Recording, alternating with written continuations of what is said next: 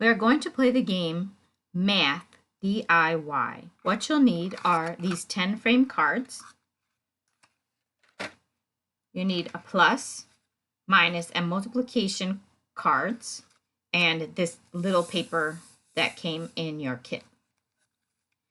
So what you want to do is you want to make more math problems than the other players. So first, decide on how long you want to play the game. You can set your phone timer for 10 minutes, or whoever gets 10 sets, or whoever gets 10 cards, however long you want to make it. You just decide that before the game starts, because if you decide that halfway through, it's usually the person who's winning that decides when they want the game to end. So you always decide that first. 2, decide who goes first. Do that fairly. Do rock, paper, scissors, oldest, youngest, whatever. So the first step is you deal 7 cards to each player. 1, 2, 3, 4, 5, 6, 7. Okay, so each player will have 7 cards. You're going to flip over card, and you have the number 8. So this is the number that goes to the end of the equation is 8. So whatever it is, so you're going to put your plus, your multiply, or your minus sign here, depending on what you want to use. So let's look at the first player's cards. They have an 11, a 3, 6, 9, 0, 4, and 2.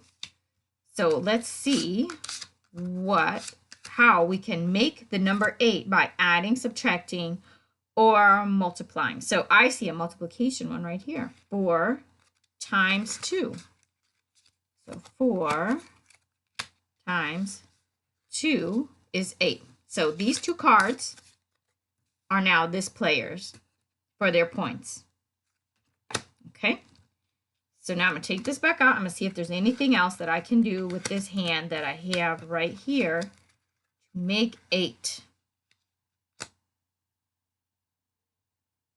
I have 11 and a 3 and a takeaway, because 11, if I take away 3, let's make sure, 1, 2, 3, 4, 5, 6, 7, 8.